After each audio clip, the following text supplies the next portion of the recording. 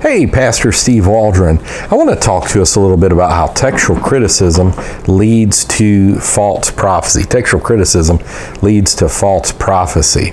So textual criticism, that means whereby people try to reconstruct the Bible. I don't think the Bible needs reconstructing. I believe God preserved His Word, not in every language, in all places, at all times, but He did preserve it somewhere, at some of the time, because the truth of the Lord endureth forever. And so God has always had a Bible somewhere that represented His Word.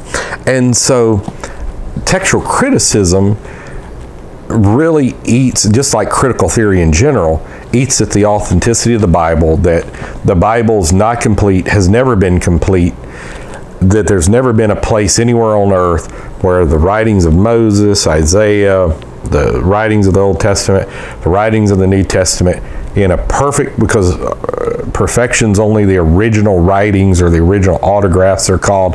There's never been a perfect book anywhere on planet Earth, ever.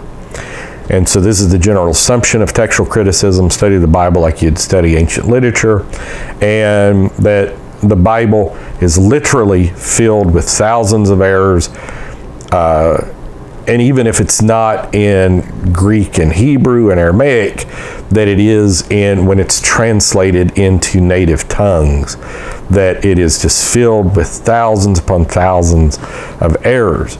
So how this leads to false prophecy, since there is no final authority, and because you can twist Hebrew and Greek study helps to make the Bible say whatever you want it to say, then false prophets and false prophecy enter the realm. And so they can just say whatever they want to say. And their word is just like this word. And you'd be shocked going in many, many apostolic churches. If I ever go to preach on the primacy of the Word of God, there are tons of people sitting on apostolic Pentecostal church pews who hate that. And because prophecy reigns supreme, and they don't want to have to submit. There's going to be books opened at judgments. This book, preach the word. And so I believe in prophecy. I believe in the prophetic, and I'm talking about anointed utterance, either forthtelling or foretelling, but the book's where it's at. And so a lot of people don't put two and two together. If you don't have a perfect Bible somewhere, you've just got a Bible filled with error. I try to get people to think when they come and tell me, there's no such thing as a perfect Bible. I'm like, okay, so what translation you want to use? Well, how about the ESV? Okay, how many errors are in the ESV? Well, basically, they don't know. They've never taken the time. They don't care enough about the Bible to study that. So basically, till they read the ESV and it contradicts their pre-existing theology or their belief system, they're not letting the Bible inform their belief system. They're letting the belief system inform the Bible. Then they'll have to change it, retranslate a word, say it shouldn't be translated this way, it was mistranslated, on and so forth. And so I'm like, well, how, just where are these errors?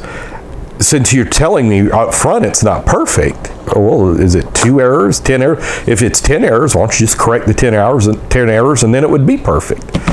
And then it's just like, yeah, but I'd much rather see, if I've got a perfect book I have to submit to, which I am throughout eternity anyhow, and angels do, and it, Daniel 9, Daniel 10, forever, O Lord, thy word is settled in heaven, then I'd much rather I'm on the throne, and I can make the Bible say whatever I want to, and it's cool, and it's a subconscious thing, and all that. And it's like, yeah, let's not do that. So, textual criticism leads to false prophecy. It just does, because you've got competing belief systems, and people take one in the bush, one in the hand rather than 2 in the bush, or something like that. And so they're just like, well, I'll just the false prophet, I can't be judged by the Word of God because it's got errors. So my false prophecies may have some errors in it too. I may hit it every so often and get it right. It's just a bad thing, and it leads to total uncertainty, and it'll eventually destroy the church of the living God in a certain sense. Obviously, it can't be destroyed. The church can't, the gates of hell can't prevail against it.